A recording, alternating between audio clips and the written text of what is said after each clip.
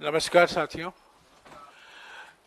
Parliament का विशेष सत्र अभी खत्म हुआ है और इस विशेष सत्र में जो मुद्दे आए हैं उस पर राहुल गांधी जी आपको संबोधित करेंगे। उसके बाद कुछ सवाल लेंगे। मैं आपसे गुजारिश करूंगा कि ये सवाल सिर्फ विशेष सत्र तक ही सीमित रखा जाए। राहुल गांधी जी। थैंक यू जयराम जी।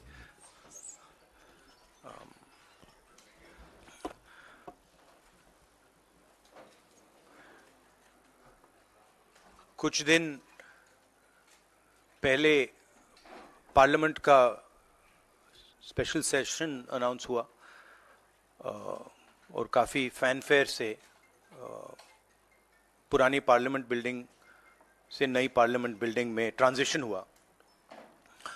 वो अच्छी बात है और मेन फोकस स्पेशल सेशन का, पहले तो मालूम नहीं था ये स्पेशल सेशन क्यों हो रहा है,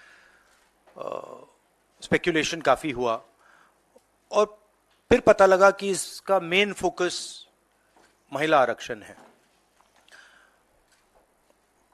उसके बाद महिला आरक्षण तो बड़ी अच्छी चीज है, उसके बाद ये दो क्लॉजेज, इसमें दो फुटनोट्स हमें मिले। एक की महिला आरक्षण करने से पहले, महिला आरक्षण देने से पहले हमें सेंसस करना पड़ेगा और दूसरा डिलिमिटेशन करना पड़ेगा और इन दोनों चीजों को करने के लिए बहुत साल लगेंगे। सच्चाई यह है कि महिला आरक्षण को आज किया जा सकता है। 33% आज जो सीट्स हैं लोकसभा में, विधानसभा में, वो महिलाओं को दी जा सकती हैं। कोई कॉम्प्लिकेटेड मामला नहीं है, मगर सरकार वो नहीं करना चाहती है। सरकार ने ये देश के सामने रख दिया है, मगर रियलिटी ये है कि ये इंप्लीमेंट आज से 10 साल बाद होगा। ये भी नहीं मालूम कि होगा या नहीं होगा। तो एक प्रकार से ये डिस्ट्रैक्शन टैक्टिक है, डाइवर्जन टैक्टिक है। डाइवर्जन किस चीज से हो रहा है? डाइवर्जन ओबीसी सेंसस से हो रहा है। मैंने पार्लियामेंट में सिर्फ एक इंस्टीट्यूशन के बारे में बात की, वो जो हिंदुस्तान की सरकार का सेंटर है, कोर है, जो हिंदुस्तान की सरकार को चलाता है, कैबिनेट सेक्रेटरी एंड सेक्रेटरीज। और उसमें मैंने एक छोटा सा सवाल पूछा।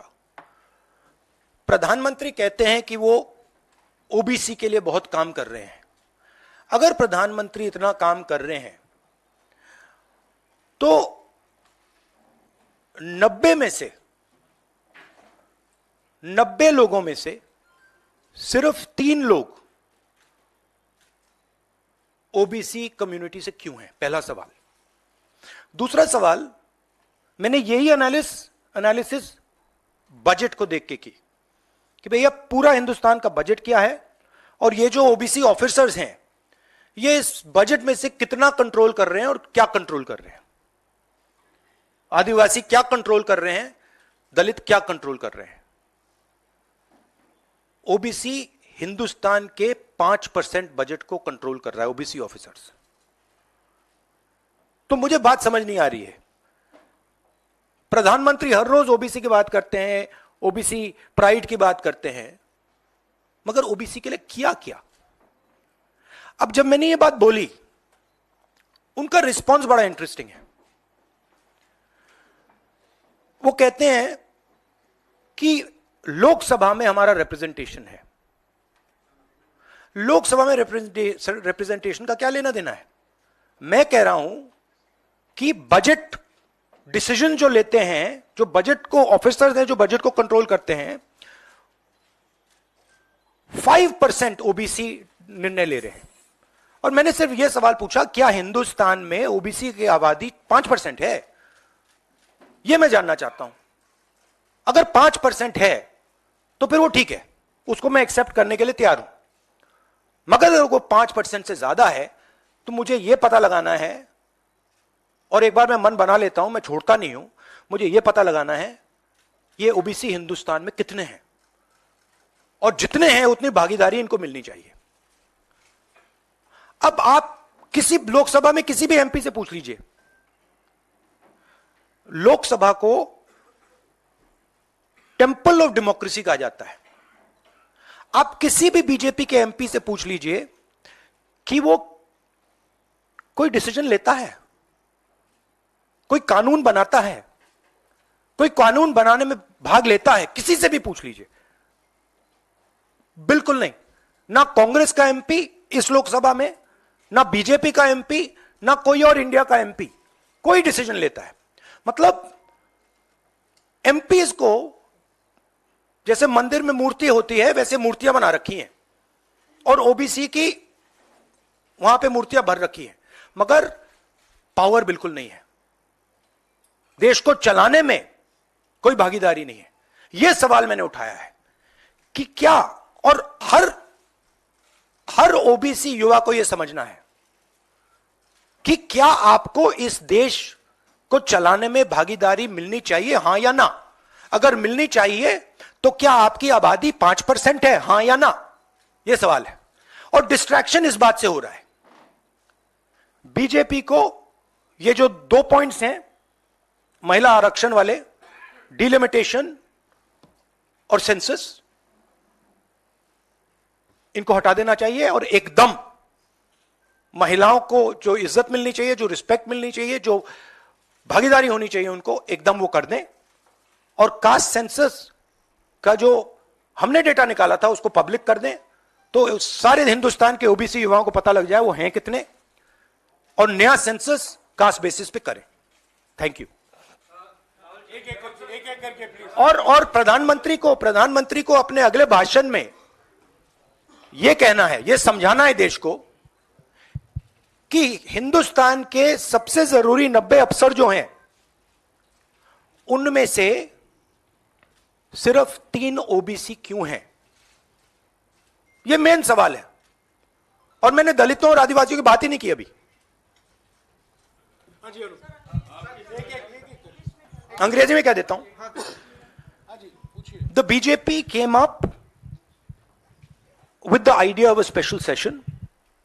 We appreciated that idea. With a lot of fanfare and pomp, we moved from the old building to the new building. The Prime Minister, in a very dramatic gesture, carried the Constitution of India from the old building to the new building. And he said that he is passing a very important law. And we agree with him. Women's reservation is a central step in the empowerment of the women of India, and it is a critical step. But when we read the fine print, we found something very interesting.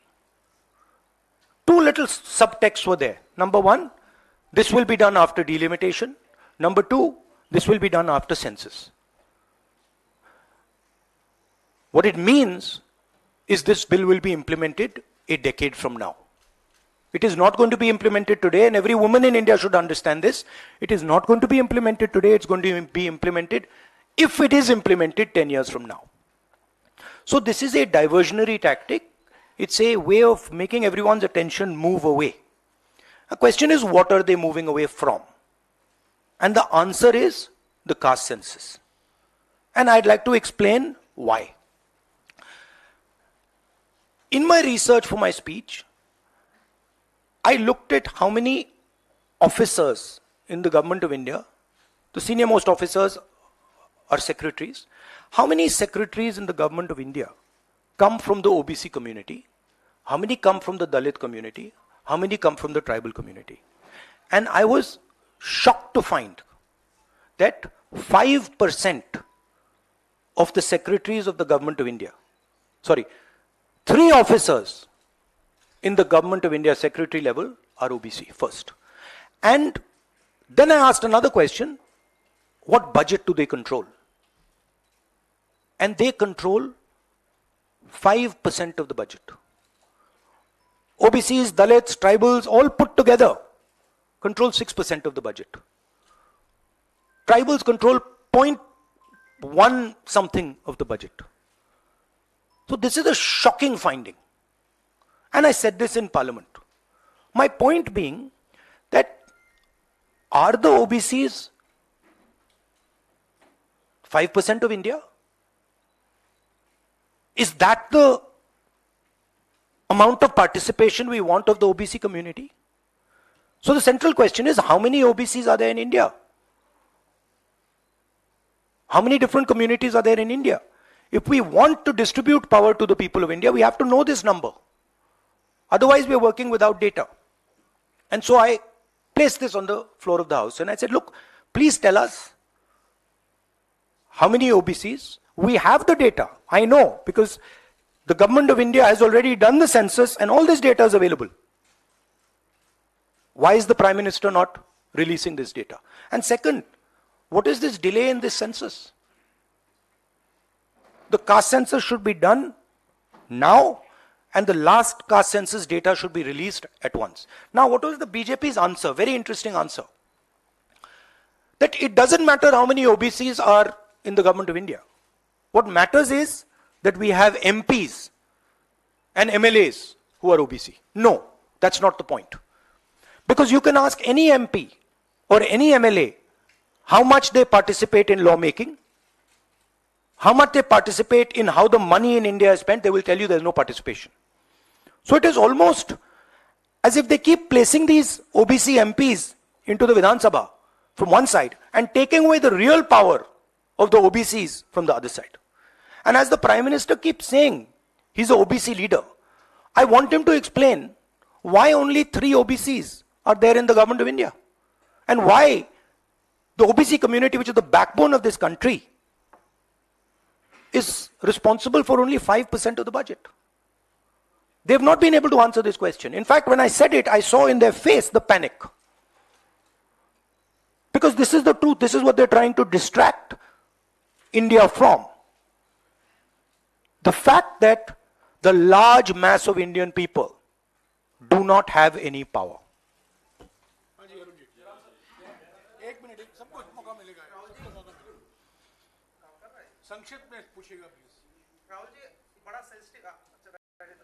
नहीं काम कर रहा। Hello Rahul ji, बहुत sensitive मुद्दा है ये reservation. आज से नहीं, जब से ये अस्तित्व में आया, आपने पेंडोरा बॉक्स एक तरह से उसको टच कर दिया।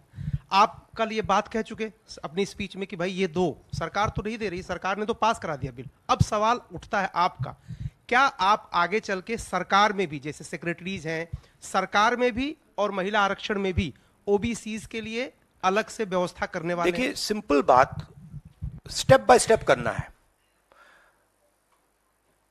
आपको चोट लगती है तो एक्सरे होती है, पता लगाना पड़ता है कि स्ट्रक्चर में कमजोरी कहां है, हड्डी कहां टूटी। मैं सिर्फ एक बात कह रहा हूं, पहला कदम एक्सरे है कि हमें पहले कास्ट सेंसस के माध्यम से हिंदुस्तान का एक्सरे करना है कि भैया हैं कितने लोग, ओबीसी कितने हैं, अलग अलग कम्युनिटीज कितनी हैं, ट्राइबल्स कितने, ये पहले टेबल पे तो रखो। डिसीजन लेने से पहले अगर हम अपने सामने डेटा ही नहीं रखेंगे तो डिसीजन कैसे लेंगे? वो तो आपने बात की बात की, मगर पहले हमारे सामने डेटा रखो। डेटा रखोगे मैं आपका जवाब दे दूंगा, आज तो डेटा ही नहीं है। दूसरी बात, मैंने अपने भाषण में कहा कि आजादी की जो मूवमेंट थी वो एक शुरुआत थी। Distribution of power, transfer of power to the people of India, Hindustan के लोगों को पावर ट्रांसफर करने का पहला बड़ा कदम था। उसके बाद हमने और कदम लिए हैं। कास्ट सेंसस से जो डेटा निकलेगा वो हिंदुस्तान की जनता को और पावर ट्रांसफर करने का तरीका है। मैं कह रहा हूं कि हिंदुस्तान के जो ओबीसी हैं, दलित हैं, ट्राइबल्स हैं, बाकी लोग हैं, महिलाएं हैं, उनको हमने ट्रांसफर ऑफ पावर करना है। उनके लिए हमें पावर ट्रांसफर करना है, उनके हाथों में पावर डालनी है। फाउंडेशन वो है, और कास्ट सेंसस की जरूरत है, क्योंकि उसको समझे बिना हम ये कर ही नहीं सकते।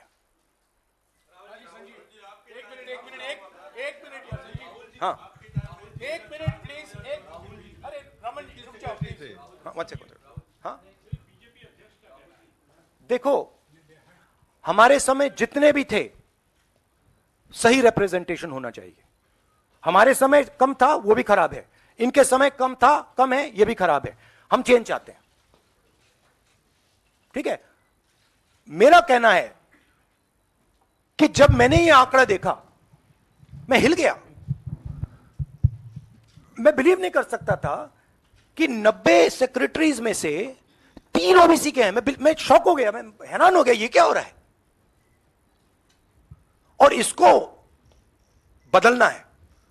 हिंदुस्तान के जो आम जनता है, गरीब जनता है, उनको पावर देनी है। Rahul ji, you just said that you want that the power should be transferred to women and OBCs and other backwards. You know, this is a form of transferring power. The Prime Minister has said that this bill will lead to an era of women-led development. Do you feel that in the present form, this bill will be able to achieve this goal? Considering that it is not being implemented now. The problem is the implementation. So what they have said is, we are placing a bill on the floor of the House, but we will implement it 10 years from now. What does that mean? That's like the Prime Minister saying, you know, we are going to place a bill on OBC caste census in the floor of the House, and we are going to do it in 30 years. What does it mean? Means nothing. So we agree with the bill. Remove these 2 clauses and make it happen today. And don't insult the intelligence of India's women. Because India's women understand what you're doing.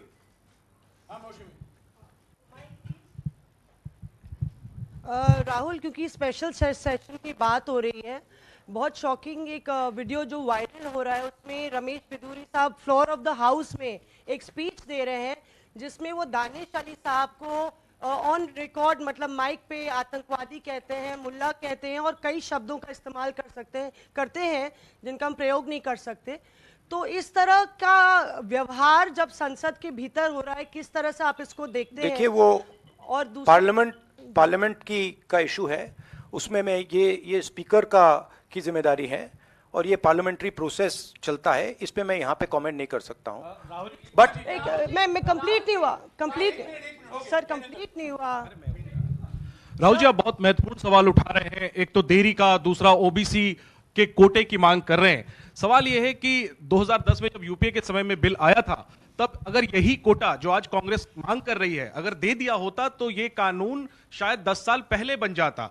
तो ये जो आपसे सवाल पूछा जा रहा है कि आज आप कोटे की बात कर रहे हैं ओबीसी की, क्योंकि आप विपक्ष में हैं, जब सत्ता पक्ष में आप बिल लेकर आए थे उस समय ओबीसी कोटा क्यों नहीं था, और क्या इसका आपको रिग्रेट है, अफसोस है कि उस समय ओबीसी कोटा नहीं दिया कांग्रेस ने? 100% रिग्रेट है, 100% रिग्रेट है।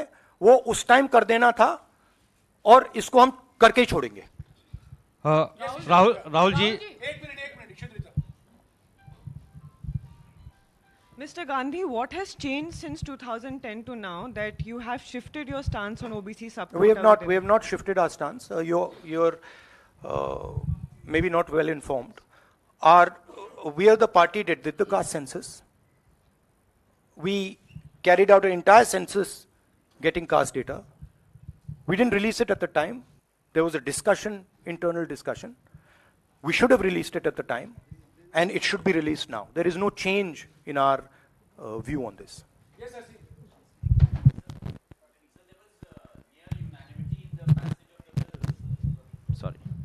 Sir, there was near unanimity in the passage of the bills. Do you think that a wider consultation process should have been followed before bringing the bill in the special session? We are okay with the bill. We have supported the bill. Right? Please understand the technicality. We are in full support of the bill. We don't agree with the 2 little footnotes that have been put in the bill that basically mean that the bill is going to be implemented 10 years from today. We support the bill. Everybody, there's nobody in the house who didn't support the bill.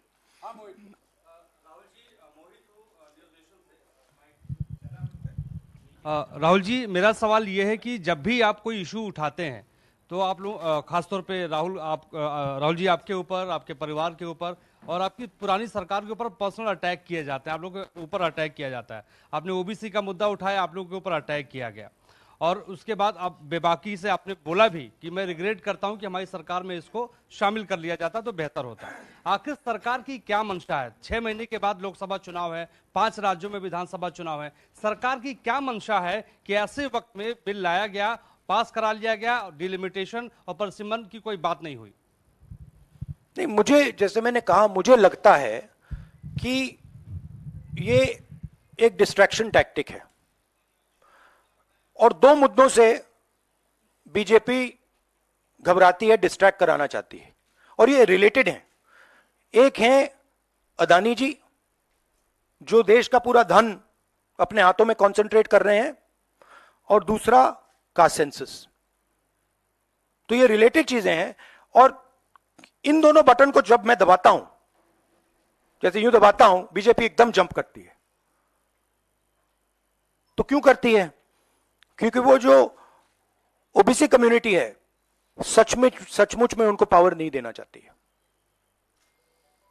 और वो power Adani जी के हाथ में concentrate करना चाहती है। राहुल जी, आपसे सवाल ये है, क्योंकि जब आपने लोकसभा में भाषण दिया, आपने 90 में से 3 सेक्रेटरी और ओबीसी के, जो ओबीसी कम्युनिटी है उसके हालात के बारे में बात करी। अगर 2024 में इंडिया ब्लॉक जो आपका बना है वो पावर में आता है, तो क्या इन चीज़ों को आप जल्द से जल्द इम्प्लीमेंट करेंगे? क्योंकि बीजेपी साफ तौर पर कह रही है कि आपके भाषण के बाद से साफ लग रहा है कि ओबीसी कार्ड इंडिया ब्लॉक या कांग्रेस पार्टी खेल रही है। तो आप अगर पावर में आते हैं तो आप क्या सबसे पहले ये देखिए, ये वो कार्ड की बात करते हैं, कार्ड के बारे में सोचते हैं। मैं कार्ड के बारे में नहीं सोचता हूं।